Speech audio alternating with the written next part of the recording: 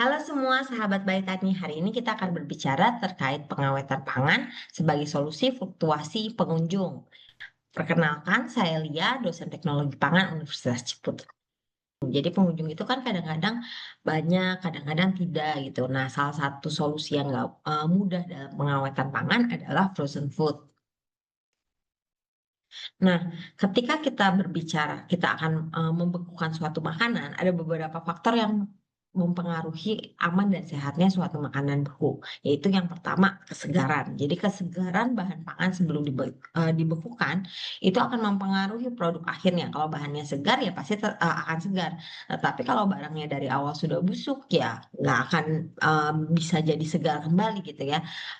Makanya kesegaran bahan pangan sebelum dibekukan itu sangat mempengaruhi, sangat harus kita lihat gitu ya. Kemudian komposisi dari bahan pangan olahan sebelum dibekukan. Misalnya contoh bahan pangannya kayak akan air nih. Nah, bagaimana caranya?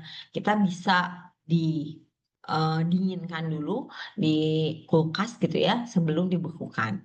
Kemudian kebersihan dan ketepatan cara pengolahan. Nah, teman-teman kan sudah belajar nih sama Bu Jessica bahwa bagaimana cara pengolahan yang baik dan benar. Nah, kita harus melakukannya gitu ya, memastikan bahan kita memang aman untuk dikonsumsi.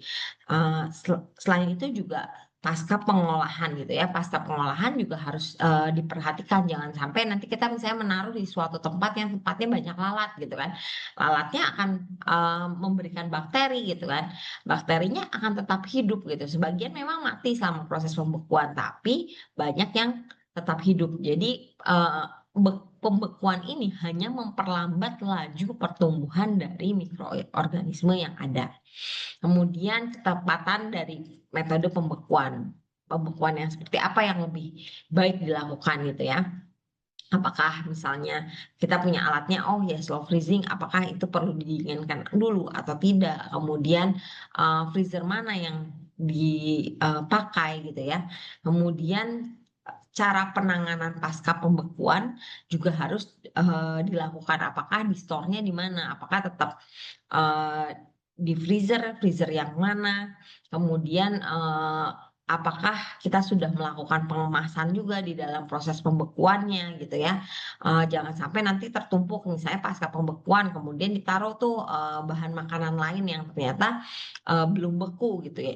Dan itu akan menaikkan suhunya karena kalau kita lihat di sini kita bisa lihat bahwa ketika suhunya itu menjadi naik maka terjadi perkembangbiakan dari bakteri gitu ya. Jadi misalnya kayak 5 derajat itu batas bawah perkembangbiakan salmonella. Nah, kalau pinggir-pinggirnya udah kena ternyata 25 ada heat transfer di situ, ya otomatis akhirnya bahan yang sudah beku itu akan terjadi pencairan sebagian dan pencairan sebagian itu menyebabkan pertumbuhan dari mikroorganisme di dalam produk pangan yang sudah dibekukan.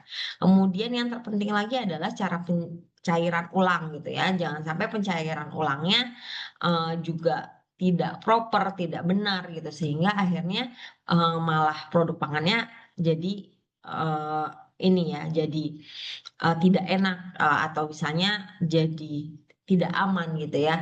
Karena kalau misalnya contoh kita tahu itu di suhu ruang gitu. Berarti kan kalau suhu ruang kan sekitarnya sekitar 25 gitu kan. Maka bagian tipis yang kena kepada suhu ruang itu dia akan terjadi namanya pembusukan. Atau misalnya pencairan ulang misalnya pada daging kita langsung panaskan gitu ya. Akhirnya dagingnya jadi menciut gitu ya, dagingnya jadi keras. Nah, itu juga eh, akhirnya nggak aman juga nggak aman dan nggak sehat juga nggak enak gitu ya. Nah, itu yang perlu kita perhatikan pada saat pencairan ulang. Nah, ini tips-tips untuk memperoleh kualitas makanan beku yang baik. Perhatikan kesegaran makanan. Tadi sudah dikatakan kesegaran makanan. Jadi pembekuan itu tidak memperbaiki kesegaran makanan, gitu ya. Jadi kalau makanannya sudah busuk, ya dia akan tetap busuk, gitu ya. Jangan sampai kita masukin makanan yang mau kita bekukan dalam keadaan kondisi yang hampir basi atau misalnya mikroorganismenya banyak gitu ya. Makanya kesegaran makanan ini penting dilakukan gitu karena dia tidak membunuh mikroorganisme. dia mendormasi. Istilahnya kalau kalian misalnya kedinginan kan kita pakai selimut gitu ya. Sama mikroba pun ketika dia kena suhu dingin, dia sebenarnya membuat kayak semacam selimut gitu, perlindungan diri supaya dirinya tetap hangat gitu ya. Makanya dia tidur gitu. Dia tidur dan dia eh, bukan mati gitu ya. Nah, selain itu gunakan kemasan yang tahan air, minyak, dan udara gitu ya. Kenapa perlu tahan air, minyak, dan udara? Karena kalau misalnya dia tahan terhadap air atau minyak gitu ya. Nah, eh, nggak, air yang dari luar nggak akan masuk gitu, atau minyak dari luar nggak akan masuk, nggak ada cross kontaminasi. Juga dia harus tahan terhadap udara gitu ya, karena udara ini banyak airnya. Jadi kalau kalian misalnya di kulkas dulu nggak ada pembuangannya, itu ada namanya bunga es, dan dia akan semakin banyak semakin banyak semakin banyak. Sama bahan pangan, kenapa semakin banyak? Karena udah air yang ada di dalam udara itu ketarik gitu, ketarik ketarik ketarik sehingga dia membentuk kristal es. Sama juga dengan bahan pangan, ketika ada air terus masuk lagi, dia akan membentuk kristal es yang besar yang menyebabkan struktur jaringan dari produk pangannya akhirnya menjadi rusak. Nah, usahakan vakum gitu ya, sebisa mungkin vakum untuk bahan-bahan frozen. Kenapa? Sama seperti tadi alasannya, di udara ada air gitu ya. Dengan kondisi vakum kita mencegah air dari udara untuk masuk ke dalam produk pangan yang kita bekukan. Nah, kemudian usahakan prosesnya itu sesingkat mungkin gitu ya, sebisa mungkin sesingkat mungkin. Jadi kalau bisa proses pembekuannya cukup cepat, dan perhatikan juga ukuran wadah jangan terlalu besar. Dengan alasan yang sama, nanti air dari udara bisa masuk ke dalamnya. Nah, ini tips lagi nih, daging dan kue itu bisa ditambahkan aluminium foil. Kenapa kita tambahin aluminium foil? Jadi aluminium foil ini adalah konduktor gitu ya. Kalau kita pindah panas gitu, dia perpindahan panasnya cepat. Dengan kita nambahin aluminium foil, kita bungkus dagingnya, otomatis kan eh, sekelilingnya menjadi dingin juga gitu, karena aluminium foilnya membantu untuk proses pendinginannya, sehingga pendinginannya menjadi lebih rata, dan ketika pendinginannya rata, pembekuannya akan semakin cepat. Nah, tips lainnya ini juga untuk bahan-bahan, terutama bahan pangan yang punya kandungan air banyak di luarnya gitu ya. Nah, dinginkan dulu gitu ya sebelum dibekukan, supaya ketika dibekukan dia bisa seragam. Nah, ketika seragam otomatis kristal es yang terbentuk itu akan semakin kecil gitu ya. Dengan pembekuan singkat itu juga kristal esnya semakin kecil. Dan jangan lupa beri label Pak untuk tanggal pembekuannya gitu ya. Dan ketika pencairan, lakukan itu secara benar. Nah, ini jenis-jenis dari freezer yang biasa dipakai gitu ya dalam pembuatan makanan beku gitu ya. Nah, apa aja sih? Nah, saya berbicara dulu dari yang tengah nih.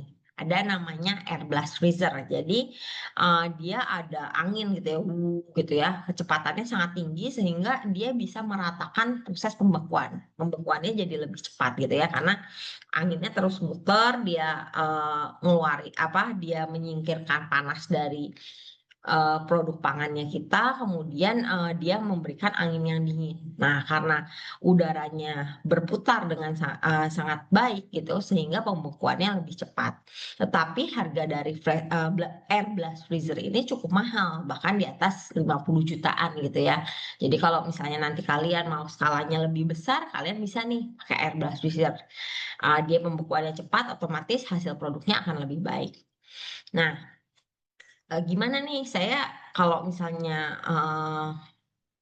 ini airbrush freezer kemahalan, apa yang saya lakukan?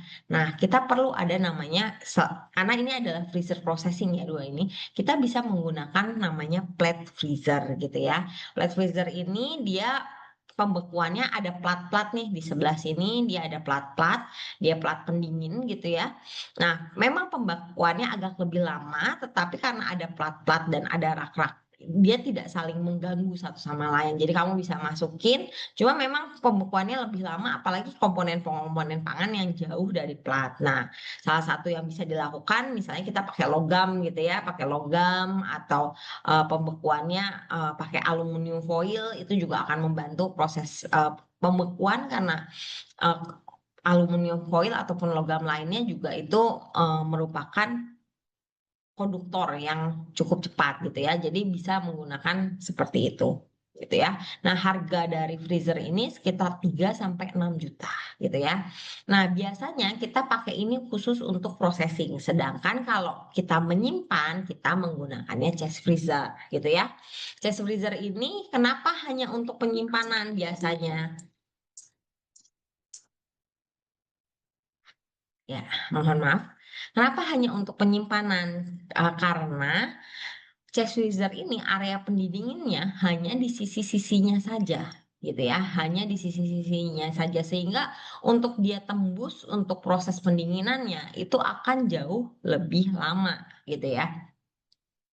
Nah, eh, kalau kita masukin bahan pangan yang sudah dibekukan, kemudian kita memasukkan kembali bahan segar yang belum dibekukan, nah, itu akan menyebabkan bahan yang ada di dalam akan naik suhunya. Tadi kita berbicara kalau suhunya naik ke 5 derajat gitu ya di gambar termometer sebelumnya, suhunya naik ke 5 derajat, maka itu ambang batas dari bakteri Salmonella untuk tumbuh gitu ya.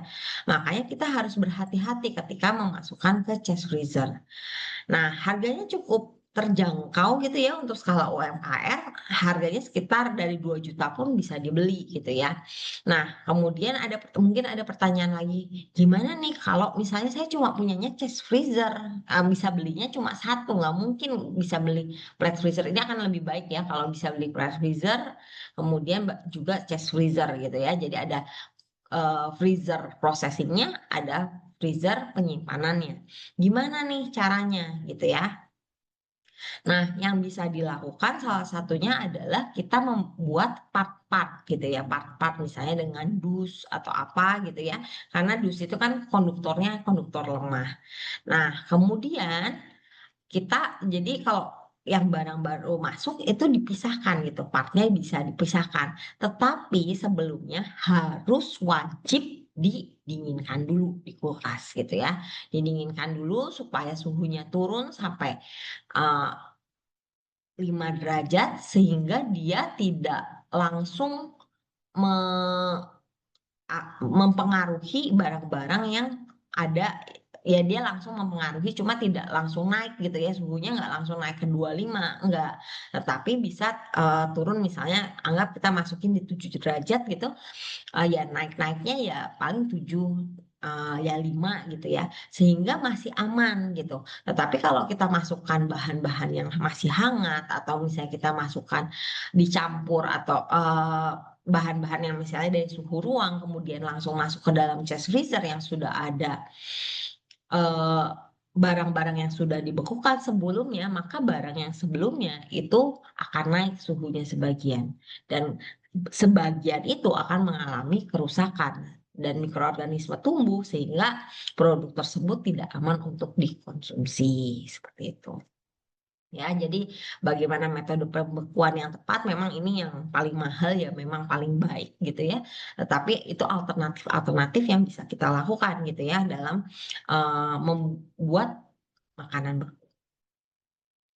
Nah, sekarang cara towing, ini paling penting gitu ya. Nah, kalau misalnya kita bisa punya rencana gitu ya, oh perkiraan pengunjungnya akan segini banyak gitu ya, misalnya 100 orang gitu ya. Wah, kita bisa sediain misalnya 80 porsi. Nah, kita taruh nih di kulkas semalaman, cara towingnya gitu. Karena kenapa kita harus taruh di kulkas? Kulkas itu suhunya sekitar 4 sampai 7 derajat sehingga mikroorganisme nggak tumbuh gitu ya. Nah, bisa juga menggunakan cara microwave gitu ya. Dengan cara microwave kemudian pakai mode defrost atau low gitu ya supaya proses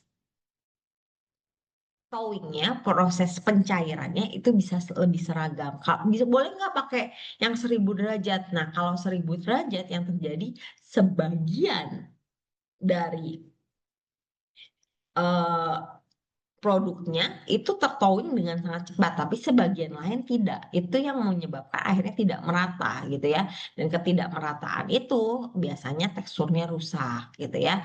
Misalnya kalian ayam, ayamnya jadi keras, atau misalnya daging, dagingnya jadi keras gitu ya. Jadi pastikan pakai mode defrost atau low. Nah, bisa juga misalnya dengan ketat terbungkus kita taruh di air mengalir gitu ya. Air mengalir supaya nanti dia prosesnya bisa meleburkan, mencairkan dengan secara merata gitu ya. Boleh juga langsung dimasak, boleh gitu ya, kecuali untuk daging gitu ya, karena daging itu nanti dia bakal rusak kalau misalnya thawingnya nggak benar. Jadi itu tips-tips yang bisa kita lakukan untuk kita baik kita membekukan maupun menyajikan kepada konsumen. Oke, sekian dari saya. Terima kasih.